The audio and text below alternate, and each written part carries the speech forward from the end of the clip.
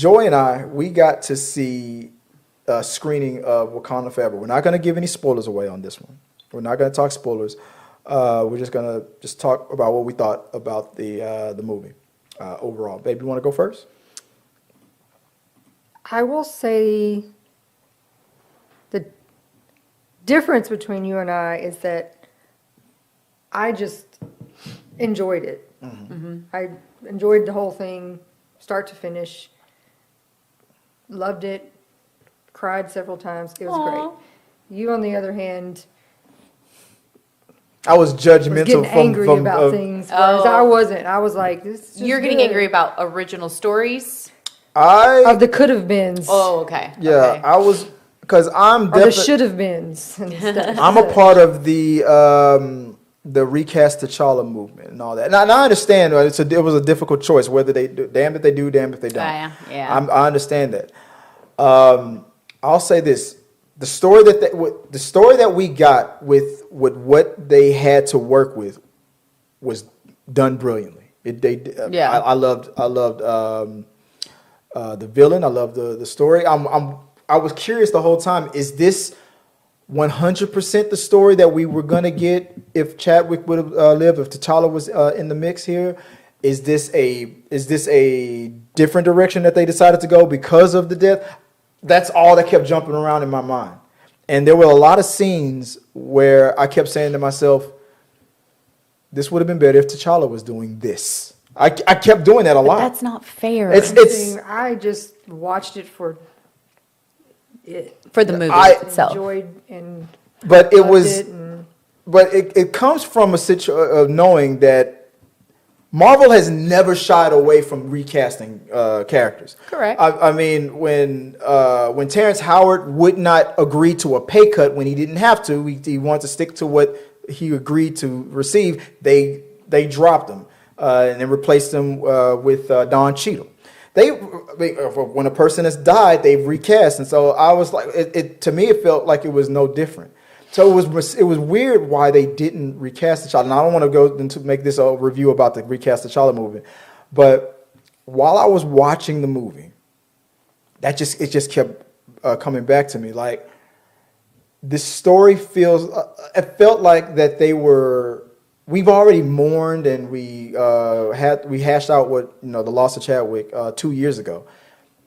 It felt like a lot of people were saying that it felt like Marvel was monetizing that grief again. Like, we've already done this. You're doing it again. I'll say this without spoiling anything. There turns out to be a method behind all of it. And to me, this movie was not better than Black Panther, but just story-wise, I think that the Black Panther one story was better than this story. But this was still a great movie. How can I say this without spoiling anything?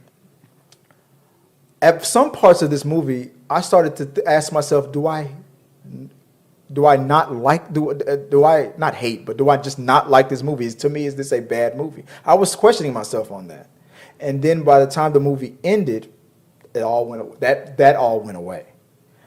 But when the movie ends, the genius, it all clicked. And I walked out going, that was brilliant. Okay. And my smile returned. This movie gave me ups and downs, roller coasters. I was smiling. I was being too harsh. I was missing Chadwick. I was going through all of it. I was going through this movie did what it was meant to do. It brought me through the whole process again. But at the end, when you come out of that grief, I guess, when enough time has come by and it's time the healing, when you saw the potential of the healing, I wish I could say it. I can't.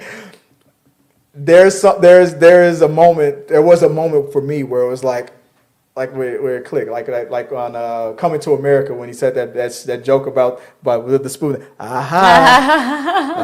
was like, okay, I'll taste the soup. Where's the spoon?